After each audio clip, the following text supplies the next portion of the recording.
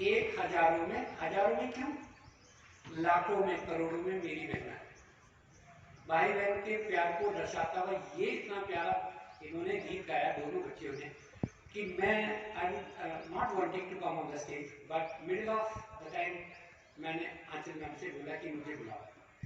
हमारी भारतीय संस्कृति में जितने भी त्योहार हैं, जितने भी पर्व हैं, चाहे वो राष्ट्रीय पर्व हैं या हमारे सांस्कृतिक पर्व हैं, उनके पीछे बहुत बहुत बड़ा बेसिक रीजन है, बहुत बहुत बड़ा बेसिक रीजन है। आपको मालूम है रक्षाबंधन क्यों मनाया जाता है और इसकी कब से शुरुआत हुई? मालूम है आप लोगों को? नहीं, इसीलिए मैं स्टेज पे आया हूं कि रक्षाबंधन क्यों मनाया जाता है। रक्षाबंधन, रक्षा को लेकर के एक वचन लेना, किसी को बांध लेना, रक्षाबंधन कहलाता है। और हमारी तो भारतीय संस्कृति में भी है, प्राण जाए पर वचन ना जाए। ये सिर्फ हिंदुस्तान में होता है कि अगर हमने किसी को शब्दों से वचन दे दिया तो फिर हमारे प्राण भी चले जाएंगे, हम अपने वचन की रक्षा करेंगे। तो ऐसा ही हुआ था महाराज शिवी के दौर, बलि के दौर। महाराज बलि जानते हैं कौन थे? दैत्य राज थे। तो सबसे पहले मैं आपको बताऊंगा, देव, दानव, मानव, ये तीन चीजें हैं। हम मानव हैं, देवता वो लोग हैं, और दानव उनकी ही बराबर पैरेलल लोग होते हैं। दैत्य अलग होते हैं, राक्षस अलग होते हैं, मलेच्छ अलग होते हैं। हम सब एक ही चीज को, कई सारी चीजों को एक ही अर्थों में समझ लेते हैं। दैत्य और दानव, उनकी प्रकृति को लेकर के वो दानव कहलाते थे, उनकी प्रवृत्ति को लेकर के वो दानव कहलाते थे। लेकिन वो इतने बलशाली होते थे, इतने महान होते थे कि कई बार देवता भी उनके सामने प्रणाम करने के लिए मजबूर होते थे। तो उन्हीं में एक राजा थे बलि, और प्रहलाद का नाम सुना आपने? तो वो प्रहलाद के पोत्र थे, पोते। उन्होंने क्या किया, स्वर्ग पर कब्जा कर लिया अपनी तपस्या के द्वारा। स्वर्ग पर नहीं, तीन लोग हैं, मृत्यु लोक, भूलोक और स्वर्ग लोक, तीनों लोगों पर उसका अधिकार हो गया। जब तीनों लोगों पर उनका अधिकार हो गया, लेकिन इन तीन लोक में भगवान विष्णु का वैकुंठ नहीं आता है, शिव का कैलाश नहीं आता है, ये अलग है, ये महाशक्ति है। तो सारे देवता लोग जब स्वर्ग से बाहर हो गए तो वो पहुंचे भगवान विष्णु के पास कि हमें तो स्वर्ग से निकाल दिया गया और आप आराम से बैठे हैं, कुछ करो। तो भगवान विष्णु आगे आते हैं। जब कोई कुछ नहीं करता तो भगवान शिव या भगवान विष्णु आगे आते हैं। उन्होंने उस दैत्यराज बलि की महिमा को जाना कि वो कितना महान है, उसने कितनी बड़ी तपस्या कर रखी है कि वो तीनों लोक का स्वामी बन गया। तो उसकी महानता को देखते हुए वो एक यज्ञ कर रहा था। भगवान विष्णु ने एक प्लान बनाया कि मैं जाता हूं उसके पास। तो आपने सुना होगा कि भगवान विष्णु के 10 अवतार हुए, उसमें से पहला अवतार था वामन अवतार, जो मनुष्य रूप में आए। तो भगवान विष्णु ने वामन कहते छोटा व्यक्ति, छोटे व्यक्ति का, बच्चे के रूप का धारण किया और हाथ में लिया छाता, छोटा सा गोल छाता, और चल दिए भ्रमण के लिए जहां महाराज बलि यज्ञ कर रहे।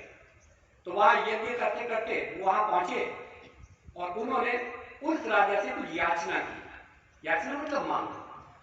तो याचना की कि महाराज आप इतना बड़ा यज्ञ कर रहे हो, ब्राह्मण आपके पास आया, बताओ क्या दोगे। तो राजा ने कहा जो आप मांगोगे वो मैं आपको दूंगा। दैत्यराज बलि के गुरु थे शुक्राचार्य जी। शुक्राचार्य जी उनको पहचानते थे कि ये हरि हैं, ये विष्णु हैं, ये वामन नहीं है।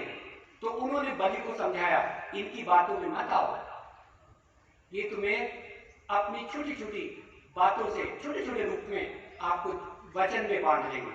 तो बलि, देखिए मैं महानता की बात कर रहा था। बलि ने बोला कि अगर मैं राक्षस हूं और भगवान मुझसे मांगने के लिए आए हैं तो इससे बड़ी मेरी महानता और क्या हो सकती है, इससे बड़ा मेरा त्याग और क्या हो सकता है कि प्रभु मेरे सामने कुछ मांगने के लिए खड़े हैं। और अगर मैं इस मांगने में, इस याचना में सब कुछ भी दे दूं तो भी कम पड़ जाएगा। तो उन्होंने बोला मांगो, आपको क्या मांगो। तो बलि को 3 वचनों में बांधा वामन कि मुझे 3 पग धरती चाहिए, बस मुझे और कुछ नहीं चाहिए, मैं बहुत छोटा हूं, मुझे रहने के लिए 3 पग धरती चाहिए।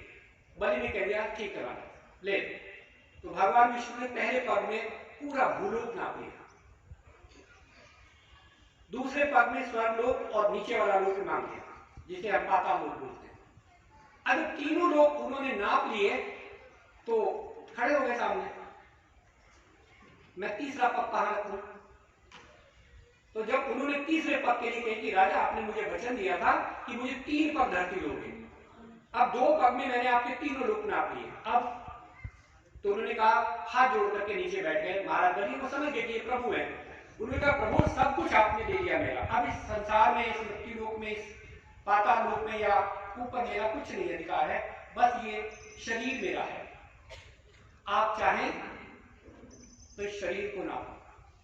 तो हाथ जोड़ करके नीचे बैठे, ये है मानता, हाथ जोड़ करके बलि नीचे बैठ गए और प्रभु से बोला कि अपना तीसरा पग मेरे शीश पर रखो। तो भगवान बामन ने तीसरा पग उनके शीश पर रखा। अब वो भी नाप लिए गए। तो भगवान बड़े प्रसन्न हुए कि तुमने तो 3 पग धरती में अपने आप को भी नपा दिया, अपने आप भी मेरा अधीन हो गए, अब मैं खुश हूं। तो हरि रूप में हुआ है और बलि से पूछा बताओ क्या मांगो? बलि ने कहा आप मुझे दोगे? कहना बिल्कुल, जैसे तूने मुझे दिया है वैसे मैं भी तुझे वचन देता हूं देने का। तो प्रभु मेरी जब भी आंखें खुले, बस ऐसा वरदान दो कि मेरी जब भी आंखें खुले मैं आपको ही देखूं। भगवान विष्णु ने बिना कुछ सोचे तथास्तु बोल दिया, ठीक है तथास्तु। आंखें खुलने का मतलब समझ रहे हैं? हर वक्त आंखों के सामने किसको रख लिया उसने? भगवान विष्णु को। अब सोता था तो भगवान विष्णु पहले पे खड़े रहते थे, ये सोच करके कि पता नहीं इसकी कब आंख खुल जाए, क्योंकि मैंने वचन दिया कि मैं इसकी आंखों के सामने रहूंगा। तो भगवान विष्णु 3 महीने के लिए उसका द्वारपाल बंद करके खड़े हो गए, अपने वचन में बंद करके। उधर महालक्ष्मी परेशान हो गई कि प्रभु कहां चले गए 3 महीने से। उन्होंने अपनी दिव्य दृष्टि से देखा तो भगवान तो द्वारपाल बने खड़े बलि के। तो वो आई, उन्होंने सोचा कि अब मुझे प्रभु को मुक्त कराना है। तो यहां से शुरू होता है, यहां से शुरू होता है रक्षाबंधन का त्योहार। ये जो हाथ में मैंने मौली बांध रखी है ना, ये ब्राह्मण के द्वारा बांधी गई मौली होती है, जिसमें वो एक मंत्र पढ़ते हैं, उसमें राजा बलि का नाम आता है। तो उन्होंने क्या कहा, वो बलि के पास आई और बलि से बोला कि आप मेरे भाई बन जाओ और मेरी रक्षा का वचन दो। अब बलि फिर परेशान, कहने लगा एक से तो मैं पहले परेशान हुआ था, उसने मुझे सारी सृष्टि नाप ली थी, अब ये महालक्ष्मी है, ये पता नहीं क्या मांग ले। कहले नहीं, पहले मुझे वचन दो कि आप मेरे भाई बनो। तो बलि बिना सोचे महालक्ष्मी के भाई बन गए और तब उन्होंने, महालक्ष्मी ने ये मौली राजा बलि के हाथ में बांधी। येन बद्धो बलि राजा दानवेंद्रो महाबले, इसका मंत्र है। तो येन बद्धो बलि राजा, तो बलि राजा का नाम तो आता है, उसको नहीं आता। येन बद्धो बलि राजा, मां चले पूरा मंत्र। तो महालक्ष्मी ने राजा बलि को वचन में बांध लिया, राखी बांध करके। आज तो वो राखी का रूप बदल गया, जो आप देखते हो वो राखी तो नहीं है, प्लास्टिक है या उसमें बहुत सारी चीजें बंधी नहीं। राखी का मतलब होता है एक वचन से एक सूत्र बांध देना, बस। तो वहां से राखी का त्योहार शुरू हुआ।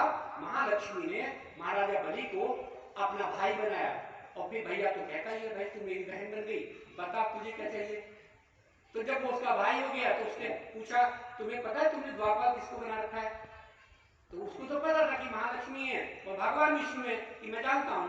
तो छोड़ दे भैया, मेरे पति को मुक्त कर दे, अपने वचन से मेरे पति को मुक्त कर दे, वरना ये यही खड़े रहेंगे, ये तेरे वचनों में बंध गए हैं। तब महाराज बलि ने भगवान विष्णु को उनके वचन से मुक्त किया और वहां से शुरू हुआ हमारा रक्षाबंधन का त्योहार। अपने लिए तालियां बजा दो।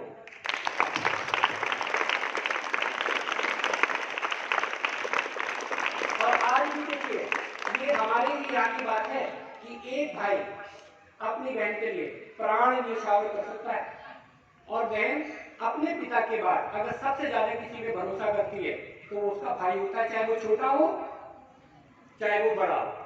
कितना भी बड़ी बहन हो जाए, मुझे तो अपनी बहन की याद है, वो मुझे खाना खिलाया करती थी, चूल्हे से निकलता हुआ गरम गरम चपाती, और कभी कभी मुझे गरम रोटी नहीं मिलती थी तो चिमटे से मारती थी। लेकिन वो मारना नहीं होता था कि तुझे गरम ही खाना है, तो एक ठंडी नहीं खाते। वो अब भी कहती है, मेरे से बहुत बड़ी है और बच्चों वाली है, लेकिन वो अब भी अपने बच्चों से बोलती है कि मैंने इसको चिमटे से मारा है। ये प्यार है, और कुछ थोड़ी, अपने बच्चों के सामने दर्शाती कि इस पे मेरा अधिकार था। तो भाई और बहन का जो प्यार है ना, इसका कोई मोल नहीं है। राखी बंधवाओ बड़े प्यार और सम्मान के साथ, बैठो बहन से और पूछो उसके हाथ लगा करके क्या चाहिए। तो बहन आपसे दौलत नहीं मांगेगी, बहन आपसे पैसे नहीं मांगेगी, बहन आपसे आपका पर्स खाली करने के लिए नहीं बोलेगी। आपके ये जो शब्द हैं उसको तमाम जिंदगी बोल लगाए याद रहेंगे।